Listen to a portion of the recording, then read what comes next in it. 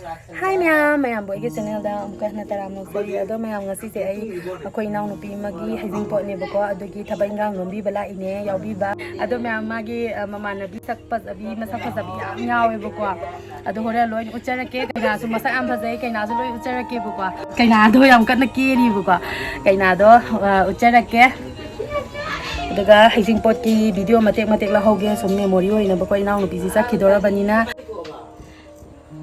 First mama nabi ne sida thungari se se mama nabi ma lakpa hore kananu sina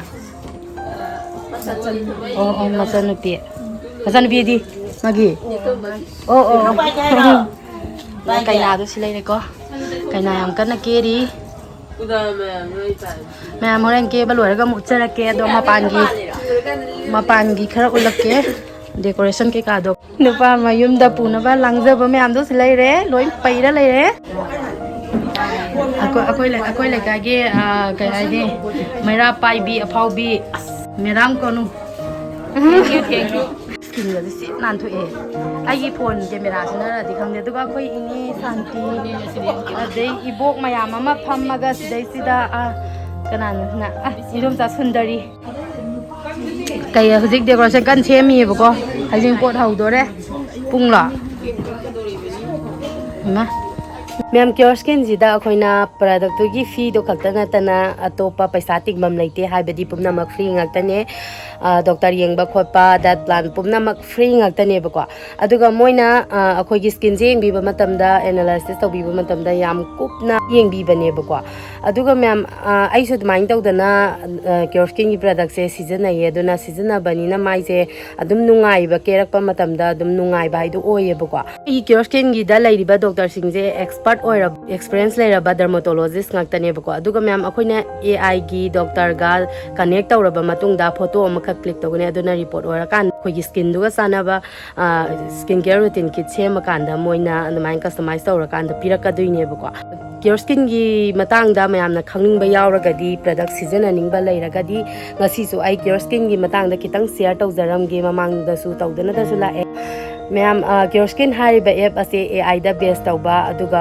amadi expert lairaba do dermatologist kaya ama laiba app amane aduga moigi sida doctor kamaina consult tawgani haragadi Play Store dagi CureSkin app se download tawbiro aduga moigi duda nangi damakta special oina doctor ama pirakani set ki khuthangda wari sanadoine bako moina question me ama hangbirakani bako hangning balaga so dum hangbiyo bako aduga nangi photo tharo haigani bako moina photo do thabiro photo do thara kana moina analysis fazana tawbiraka skin do laiba problem do adugi matung ina moina customize tawraba skin care routine kit ama semaga thabiraka doine aduda sunatana ma'am moina diet plan semakani diet plan do su free da semaka doine ko paisa sikimal tingoi diet plan do sara kanda adagi water intake habirakani ising do thakanda kano result do phajadoine ko akoi tha kodingi follow up tawdoine aduga monthly consultation fee su free oidoine ko CureSkin gi product se season aning ba yauraga su moigi link do ai description box ta hapsaramge aduga comment section da su hapsaramge bako adu ai gi coupon code season na bio discount leina bako magi awon pot ke ka do le aduga sina mama nabi ke ka phambam ama thakta na cake ka duine Ma'am leisabi ma'am je si laktana leire to hajing pot yaw de leisabi ji ko son di leisabi na to anga chai li mai le ngale si dia leisabi pai masak pasabi pula ke ma'am Sudah. Min ke kau kan tak biro. Isan. Nanti di. Nanti di. Sudah. Tinggal sigi leisabi haji kau jauh tu leisabi yang tadi kau. Ini nomor tukang kami. Ada. Leisabi pun jika le hangre. Ma'am plau handore hujina samsagoi sin balang ba haibi ma'am no plau je yam kana hanbiri ina kumbi se don da kumna na biri ai di kupa je yang yang kai mo da na ga jima kula na wi khangde hujine lohong bagi video ga thagana ra photo ga thagana ra pa da ne amung nong no hong ni bo kai no hꯧꯖꯤꯛ ꯍꯣꯡꯉꯗꯤꯅꯦꯀꯣ ꯑꯩꯅ ꯇꯧꯗꯧ ꯃꯌꯥꯝꯗꯤ ꯂꯣꯏꯔꯦ ꯐꯤꯒꯔꯒꯗꯤ ꯈꯔ ꯁꯦꯝꯃꯒꯅꯦ ꯃꯨꯡ ꯍꯣꯛꯇ꯭ꯔꯕꯅꯤ ꯔꯕꯤꯅꯥꯅ ꯁꯤꯗ ꯍꯣꯡꯉꯗꯤ ꯃꯥꯅ ꯍꯥꯏ ꯀꯥꯟꯁꯤꯗ ꯑꯩꯒꯤ ꯒ꯭ꯌꯥꯟ ꯃꯦꯟ ꯑꯃ ꯇꯥꯍꯧꯔꯥ ꯀꯩꯅꯣꯝꯗꯅꯤ ꯍꯣꯡꯉꯩꯗꯣ ꯑꯩꯅ ꯒ꯭ꯌꯥꯟ ꯇꯥꯔꯛꯄꯗ ꯅꯨꯄꯥ ꯃꯌꯨꯝꯒꯤ ꯈꯟꯕ ꯇꯨꯝ ꯂꯩꯔꯝꯃꯦ ꯍꯥꯏꯔ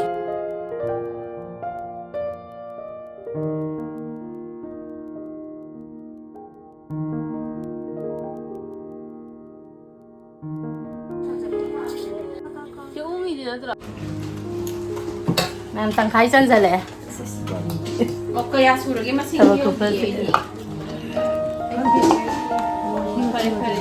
koi plau hali se koi ama ani ahum mari manga koi manga ne lesabi mi auri mau mari ka sang ama koi ama kan pai rồi đó loi ra ba sidang ka sala ji lakini ya ni kok ta hap se pamoi lemba ma'am akoi plau se han ba loi re ꯍꯣꯔꯦꯟ ꯂꯩꯁꯥꯕꯤꯒꯤꯗꯤ ꯄ꯭ꯂꯦꯠꯇꯣ ꯑꯣꯏꯅ ꯑꯗꯨꯝ ꯈꯨꯗꯛꯇ ꯍꯥꯞꯇꯣꯏꯅꯦ ꯑꯗꯨꯅ ꯁꯤꯅ ꯑꯍꯟ ꯂꯥꯛꯄꯈꯩꯗꯣ ꯑꯗꯨꯒꯤ ꯑꯃꯃꯝ ꯍꯥꯞꯈꯤꯅꯕꯅ ꯍꯥꯟꯕꯅꯦ ꯑꯗꯨꯒ ꯁꯤꯅ ꯑꯩꯈꯣꯏ ꯃꯍꯥꯎ ꯇꯪꯅꯕ ꯇꯦꯁ ꯇꯧꯅꯕ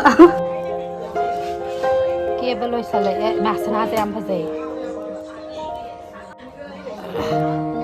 ꯀꯩꯅꯥ ꯀꯦꯕ ꯂꯣꯏꯁꯜꯂꯛꯑꯦ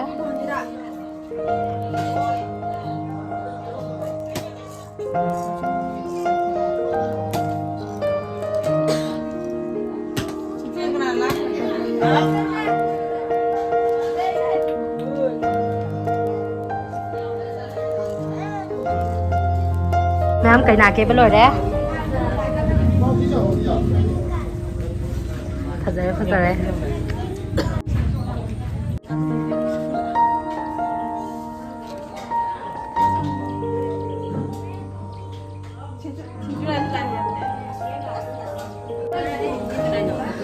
Kay na se post ka siyem ba hijaba angang na teme pura tomboy gi ta talai jarami ba angang ne mi se. Mamanabi sing la eh. Sina laikai gi mamanabi ngakani ko ma.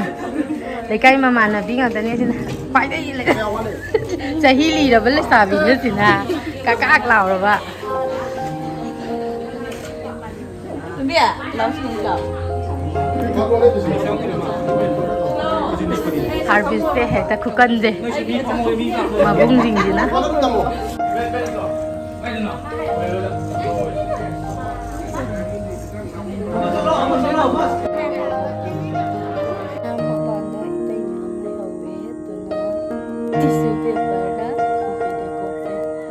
Sabi gi plau pure. Sabi si lai le. Adu ne ai ju upai le te na. To ala le to si. Nam thoi to ta. Na. Khoi ai ta ba phung de ne ko. Ni ya sabi na. Khu mi sabi. Sa de sim ta ka pai sam bi yo ko. Mok sabi ma wa le khoi party da. Ama wali. Ada isi dile sabi konseng ngaten. Konseng. Dei mau udre. Nama bani ko kempar. Tu si ina ma ko ina ma ina dai ma ko lo. Loi lo. Ai ya khoi ho ba ya. Khoi yi. Ma sabi tim. Mà mấy này cứ lên ngạc quê làm tất cả xong rồi. Một chân lo rồi. Một chân lo. Làm cái tập lo sẵn đấy. Một sabi à? Một sabi à? Không rồi. Làm mấy xong rồi ra kìa.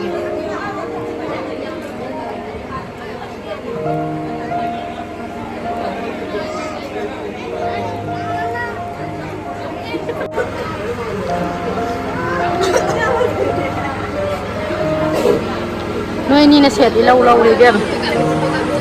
Tô. Ma'am, generator ngang bagi mai jakra khappe ko. Ani sini fa pese. Cha. Nam da ba. Cha ba. Camera pai da ba. Pai ne cái rồi.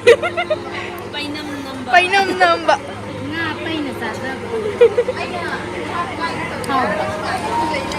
Hao de. Nga pai da. Hai đâu rồi? Hai đâu rồi? Mà mấy giặc khắp đi cùng em. Na sa ponam gara. Namo. Amuk kapal lepe. Oh yare handak de. Yes. Fazaiye. Mai kapal lep kare.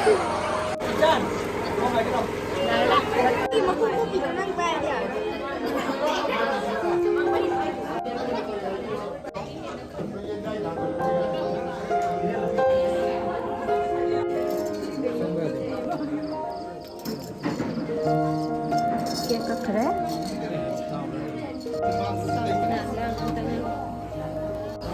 Nung mình si mapa din to bis.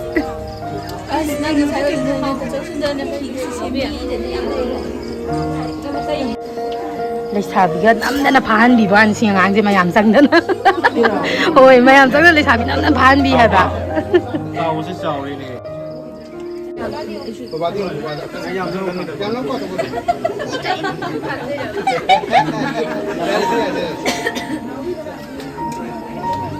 Yam lau kan ko ba.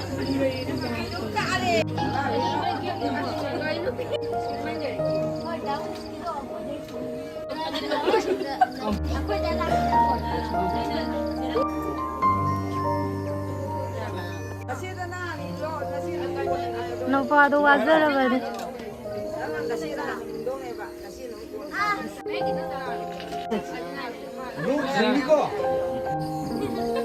Itegi bugo. Nokpet ka tawraga chaptaraga. Ma'am ngasi video se soi dolo shana batawrage bako aduga luhong basapagi video su thagatsarake mathangi video do luhong bagi oi halase aduna mayam mathangi video su ngai biramo aduga agi video sibu loiba phaw yeng bi bai tamakta haningai leitana thagat pa phongdok sari aduga mayam agi video sibu ngai biraga di like share subscribe taw biramo adudi mayam bye bye.